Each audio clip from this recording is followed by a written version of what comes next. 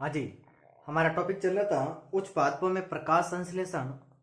और इस टॉपिक में लास्ट हमारी जो क्लास हुई थी उसमें हमने प्रकाश संश्लेषण का जो परिचय था और प्रकाश संश्लेषण से संबंधित जो वैज्ञानिक थे उनकी चर्चा की थी।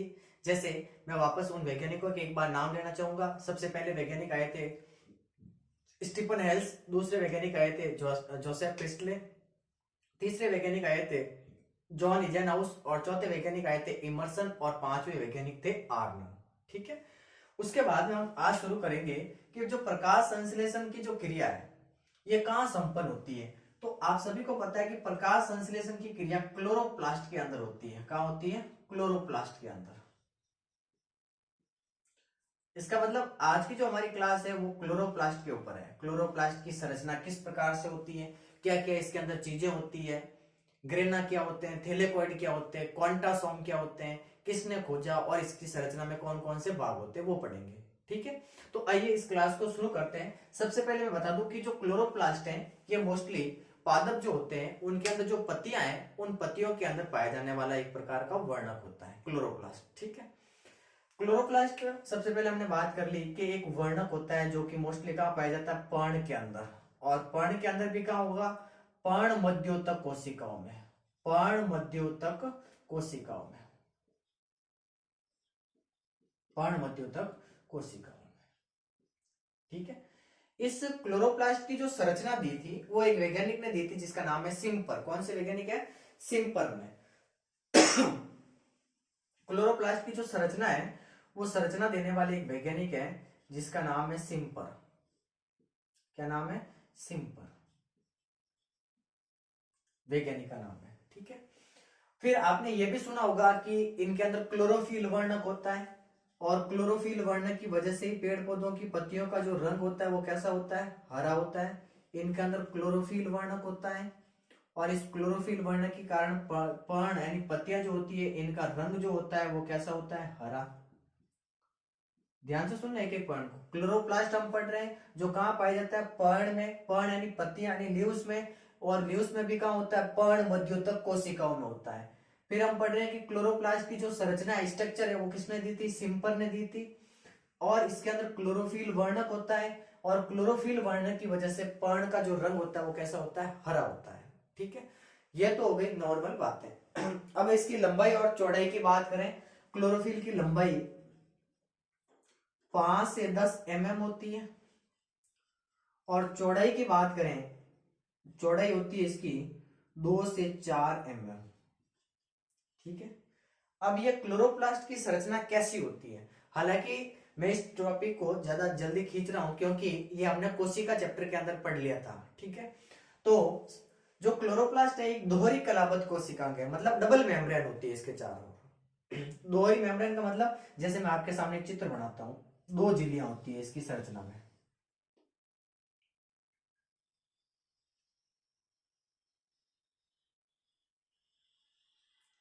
ये दोहरी झिल्ली मतलब 2 झिल्लियां, एक बाहर की ओर एक और अंदर एक की ओर। ठीक है। जो बाहर की होती है इसको कहेंगे बाह्य झिल्ली, आउटर मेम्ब्रेन, बाह्य झिल्ली। और जो अंदर होती है उसको कहेंगे हम आंतरिक झिल्ली। ठीक है। इसमें कोई डाउट? भाई 2 झिल्लियां हैं नॉर्मली, आप याद रख सकते हो कि जो बाहर है उसको बाह्य झिल्ली कहेंगे, जो अंदर की ओर है उसे आंतरिक झिल्ली कहेंगे। इंग्लिश में कहे तो इसे कहेंगे आउटर मेम्ब्रेन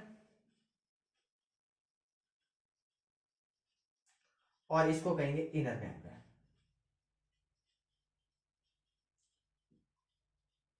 ठीक है।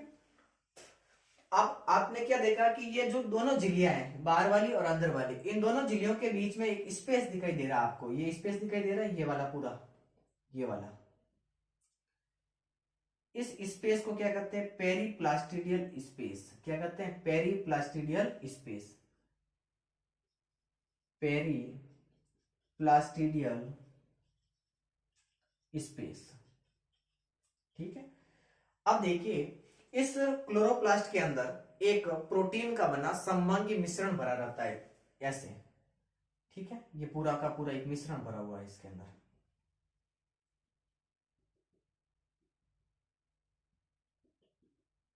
ऐसे, कुछ इस प्रकार से। इसको कहते हैं स्ट्रोमा। क्या कहते हैं? स्ट्रोमा। या इसको कहते हैं मैट्रिक्स। क्या कहते हैं? मैट्रिक्स, जिसके अंदर डीएनए, आरएनए, इसी तरह इस प्रकार के राइबोसोम, लिपिड की बूंदें, सारी चीजें होगी, एक एक बताऊंगा। ठीक है, अभी तक क्या पढ़ा कि क्लोरोप्लास्ट कहाँ होता है? पत्तियों के अंदर। पत्तियों में भी कहाँ होता है? पर्ण मध्योतक कोशिकाओं में होता है। क्लोरोप्लास्ट की संरचना किसने दी? सिम्पर ने दी।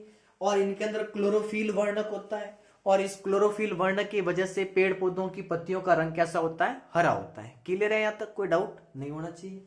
फिर हम बात करें कि क्लोरोप्लास्ट की लंबाई कितनी है, तो 5 से 10 mm होती है। चौड़ाई कितनी है? 2 से 4 mm है। ठीक है, अब इसके बाद हमने बात की कि जो क्लोरोप्लास्ट है इसके अंदर दो झिल्लियां होती है। जो बाहर की ओर है उसको कहेंगे बाह्य झिल्ली, और जो अंदर की ओर है उसको कहेंगे आंतरिक झिल्ली, आउटर मेम्ब्रेन और इनर मेम्ब्रेन। इन दोनों झिल्लियों के बीच में जो स्पेस होता है, खाली जगह होती है, उसको पेरीप्लास्टिडियल स्पेस कहेंगे। और इसके अंदर एक प्रोटीन का बना सममांगी मिश्रण होता है जिसको स्ट्रोमा या मैट्रिक्स कहते हैं। क्लियर है यहां तक? फिर हम बात करें कि एक कोशिका है, उस कोशिका के अंदर मोस्टली जो पादप कोशिका, उसी की बात करेंगे, प्लांट सेल, क्योंकि हम पढ़ रहे हैं पादप। प्लांट सेल के अंदर जो क्लोरोप्लास्ट होता है वो कैसा होता है, किस उसकी आकृति कैसी होती है? तो आकृति देखो, इसकी आकृति अंडाकार भी हो सकता है, ओव्यूल शेप हो सकता है, अंडाकार हो सकता है, गोलाकार हो सकता है, चपटा हो सकता है।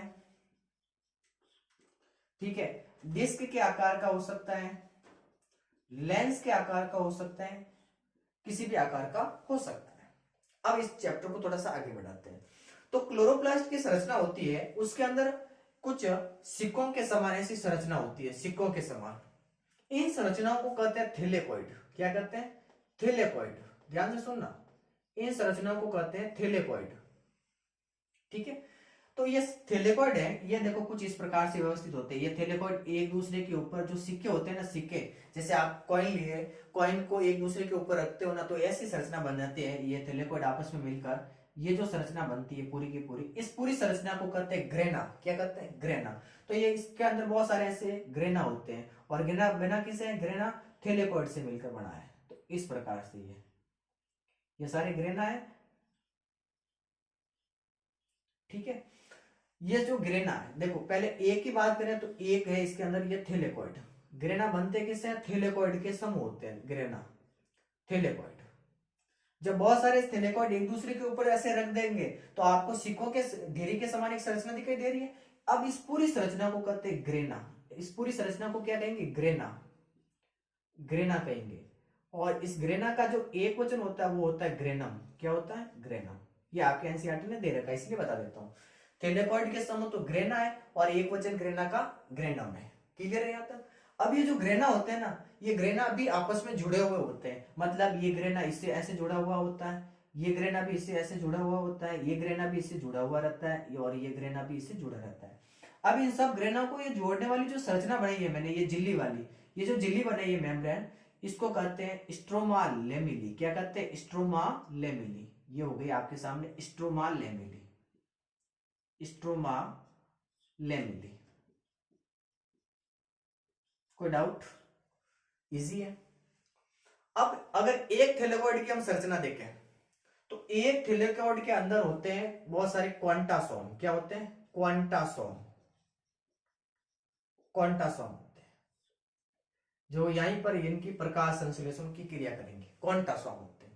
क्वांटासोम की खोज पार्क और बिगिंस ने की थी, ये भी याद रखना। क्वांटासोम की खोज किस वैज्ञानिक ने की थी? पार्क और बिगिंस ने। और एक क्लोरोफिल के अंदर, एक क्लोरोफिल होता है ना, उसके अंदर लगभग 230 क्वांटासोम होते हैं। कितने क्वांटासोम होते हैं? 230, जिसमें क्लोरोफिल ए और क्लोरोफिल बी भी आएंगे। क्योंकि प्रकाश संश्लेषण के अंदर जो वर्णक होते हैं वो मोस्टली क्लोरोफिल वर्णक होते हैं। कैरोटीनॉइड्स और फाइकोबिलिन सहायक वर्णक होते हैं। जो मुख्य वर्णक है वो क्लोरोफिल होता है। और क्लोरोफिल भी वैसे देखा जाए तो 8 प्रकार के हैं, जिसमें 2 मुख्य होते हैं। पहला होता है क्लोरोफिल ए, और एक होता है क्लोरोफिल बी। ठीक है, ये दोनों क्लोरोफिल मुख्य होते हैं। तो इन थैलेकॉइड के अंदर जो क्वांटासोम के अंदर जो क्लोरोफिल है ये 230 है। इसमें क्लोरोफिल ए के अणु 160 होंगे और क्लोरोफिल बी के अणु 70 होंगे। क्लियर है यहाँ तक? तो ये आपके सामने क्लोरोप्लास्ट की संरचना है। इसको एक बार ध्यान से देख लीजिए, फिर आगे चलते हैं। और इसके अलावा इसके अंदर क्या होगा, तो इसके अंदर देखो लिपिड भी होंगे, ये लिपिड भी है। इसके अंदर 70S प्रकार का राइबोसोम भी होगा, कुछ ऐसे बना लीजिए जैसे 70S प्रकार का राइबोसोम होता है। 17S प्रकार का क्या होगा, राइबोसोम होगा। फॉस्फोलिपिड भी होंगे इसके अंदर 20-25%, ठीक है। और डीएनए भी होगा और कुछ मात्रा में आरएनए भी होगा, ठीक है। ये आपके सामने क्लोरोप्लास्ट की संरचना है। अभी कार्य नहीं बताया मैंने, क्लोरोप्लास्ट के कार्य क्या है, ध्यान से सुनिए। हम पढ़ रहे हैं क्लोरोप्लास्ट जो कहाँ होता है, पर्ण के अंदर, यानी पर्ण का मतलब लीव्स, पत्तियां होती है ना पादप की, वहां पर होता है। और पत्तियों में भी कहाँ होता है, मेसोफिल कोशिकाओं में, जिसे हिंदी में कहते हैं पर्ण मध्योतक कोशिकाओं। क्लोरोप्लास्ट की जो संरचना है वो किसने दी थी, सिम्पर ने। किसने दी थी, सिम्पर ने। और इनके अंदर क्लोरोफिल वर्णक होता है। क्लोरोफिल वर्णक के कारण पेड़ पौधों की जो पत्तियां होती है उनका रंग कैसा होता है, हरा होता है। फिर हमने इसकी लंबाई की बात की, किसकी, क्लोरोप्लास्ट की। इसकी लंबाई होती है 5 से 10 mm और इसकी चौड़ाई होती है 2 से 4 mm। एक सामान्य कोशिका है, उसके अंदर क्लोरोप्लास्ट अंडाकार हो सकता है, गोलाकार हो सकता है, चपटा हो सकता है, डिस्क के आकार का हो सकता है और लेंस के आकार का भी हो सकता है। अब इसकी संरचना देखें तो इसकी संरचना में 2 झिल्लियां दिखाई देती है, इसी वजह से इसको दोहरी कलाबद्ध कोशिकांग कहते हैं। सबसे बाहर जो झिल्ली होती है उसको बाह्य झिल्ली कहेंगे, अंदर की ओर जो झिल्ली होती है उसको आंतरिक झिल्ली कहेंगे। इन दोनों झिल्लियों के बीच में जो ये स्पेस बनाया मैंने, इसको कहते हैं पेरीप्लास्टिडल स्पेस। और इसके अंदर प्रोटीन का बना एक समभागी मिश्रण भरा रहता है जिसको स्ट्रोमा या मैट्रिक्स कहते हैं। इसके अंदर थैलेकॉइड, ये जो थैलेकॉइड एक होता है उसको थैलेकॉइड कहते हैं। और बहुत सारे थैलेकॉइड को अगर आप एक दूसरे के ऊपर जमा दो ना, तो सिक्कों की जो ढेरी बनती है ना, उस वैसी एक संरचना बन जाती है। उस संरचना को आप कहेंगे हम ग्रेना। और ग्रेना का जो एक वचन होता है वो ग्रेनम होता है। अब ये जो ग्रेना है, ये ग्रेना भी आपस में सारे के सारे ग्रेना जुड़ जाते हैं। और जोड़ने वाली जो संरचना होती है, जो ये मेम्ब्रेन है, जो झिल्ली है, इसको कहते हैं स्ट्रोमा लेमिली। क्या कहते हैं, स्ट्रोमा लेमिली। और एक थैलेकॉइड के अंदर की बात करें तो एक थैलेकॉइड के अंदर क्वांटासोम होते हैं और इस क्वांटासोम के अंदर क्लोरोफिल होता है वर्णक। कितने होते हैं, लगभग 230 क्लोरोफिल होते हैं, जिसमें क्लोरोफिल ए भी है और क्लोरोफिल बी भी है। फिर हम बात करें कि जो क्वांटासोम है, इस क्वांटासोम की खोज किसने की, पार्क और बिगिंस ने।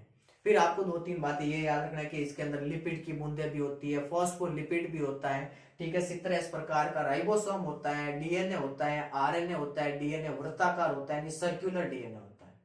क्लियर है। तो ये आपके सामने संरचना थी आज की क्लोरोप्लास्ट की।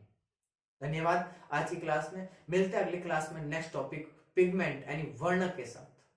कौन कौन से वर्णक होते हैं पेड़ पौधों के अंदर, जैसे आपने सुना होगा क्लोरोफिल होता है, कैरोटीनॉइड्स होता है, फाइकोबिलिन्स होते हैं। मुख्य कौन से हैं, तो मुख्य क्लोरोफिल है।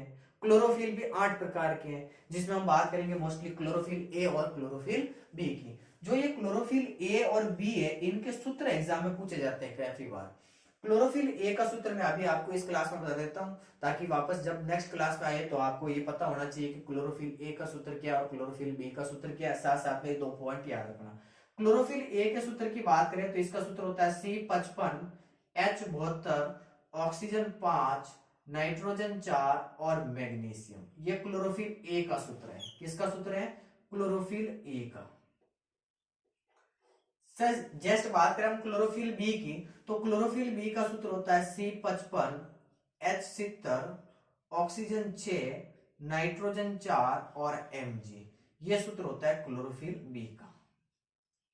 ये 2 मुख्य वर्णक होते हैं क्लोरोफिल। बाकी जो आपने पढ़े कैरोटीनॉइड्स है, फाइकोबिलिन्स है, वो सहायक वर्णक होते हैं, ठीक है। तो आज की क्लास के लिए धन्यवाद। मिलते हैं अगली क्लास में नेक्स्ट टॉपिक के साथ, तब तक के लिए बाय बाय, शुक्रिया।